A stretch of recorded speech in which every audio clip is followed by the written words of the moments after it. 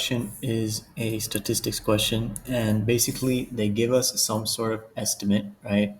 And then they're telling us this estimate has a margin of error, and then they're just telling us to decide which of the answer choices kind of agrees with what is being told up here, right? So what is the appropriate conclusion about the proportion? Well, the proportion they told us, or this for this scenario, is 0.49 plus or minus 0.04. Okay, so that means the proportion can be anywhere between 0.49 minus 0.04 or 0.49 plus 0.04. Okay, so that is kind of like the boundaries of where this estimate can fall within. So our lower boundary is just going to be 0.45, and then our upper boundary is going to be 0.53. Okay,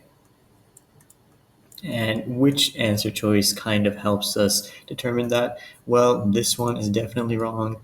This one is also wrong because it only tells us a greater is greater than 0.53, which doesn't make any sense. And then this one is also wrong because it's saying it's less than 0.45 when it clearly isn't less than 4.5 because or 0.45 because we have it in the middle of 0.49. So honestly, you probably didn't even need to do any math if you understood what margin of error meant, that you probably could have figured out that there's always going to be some upper and lower bound, and the only answer that had an upper and lower bound was A, right? So this one, no math was actually required. You just had to recognize that this statement that they gave us meant that there was some upper bound and then a lower bound.